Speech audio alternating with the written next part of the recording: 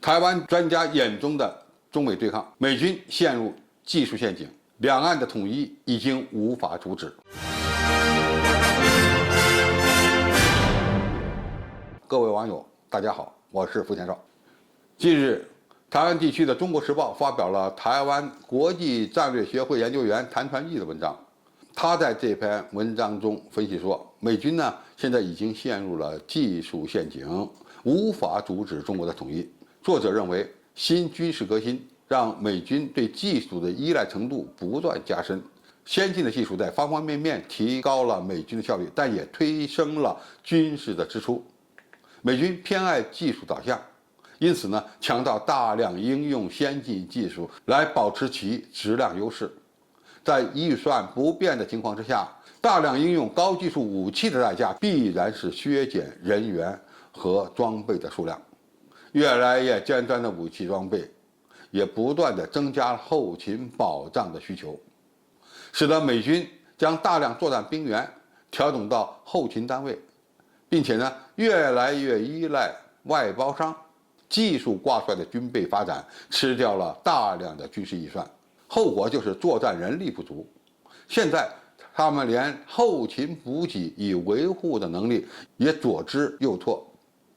也就是说，美军的发展已经落入了自己制造的技术陷阱。比如美国航母、核潜艇、巡洋舰和驱逐舰排队等候维修的时间相当的漫长，有的已经排到了2025年之后。康涅狄格号的维修时间至少要到2026年之后。从进场维修到下水，或许呢还要经历10年漫长的时间。再加上美国制造业空洞化的情况非常严重，造船厂大量流失熟练工人，像焊工、钳工、管道工等等。美军未来的装备发展前景实在是无法想象。作者认为，克劳塞维茨的3大战争目标——解除敌人的武装、屈服敌人的抵抗意志、占领敌人的领土，在面对中国大陆时，都会存在着严重的问题。美军介入台海的合法性与合理性远远不及911反恐战争。更可怕的是，美军多年来发动的是低层次的战争。那么他们在与中国大陆抗衡时，却又将面对一场习惯于低层级战斗的军队与高层次战略军队的对决，这是美军无法承受的。解放军的优势非常大，主要原因就是战争目标非常明确，保卫主权领土的完整。而美军的战争目标看起来呢，又是一连串战斗的组成，就像分布式作战的设想一样。美军即使是赢得了每一场的分布式杀伤战斗，能够赢得最后的胜利吗？比如说，美国现在正在搞的分布式作战的概念，即使是美军能够赢得未来每一场分布式杀伤战斗的胜利，但它能赢得最后胜利吗？当然不会。更何况，解放军的强大是美军难以想象的。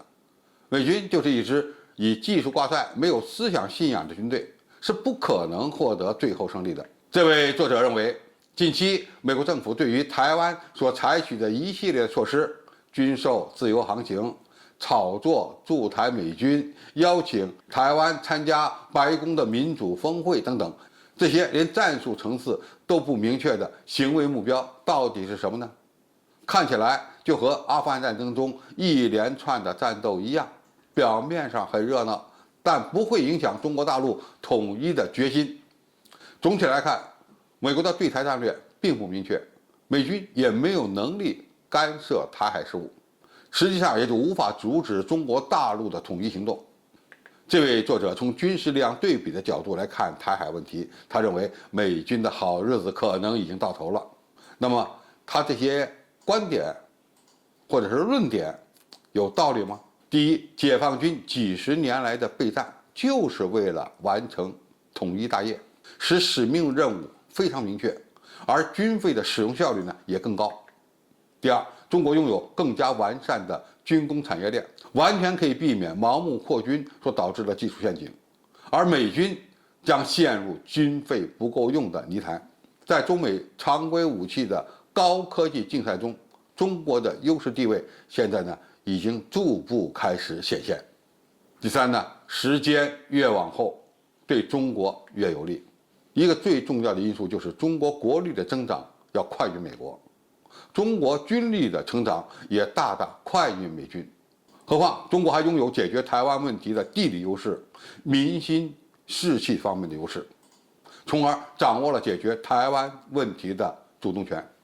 从长远的角度看，美国不但无法阻止中国统一，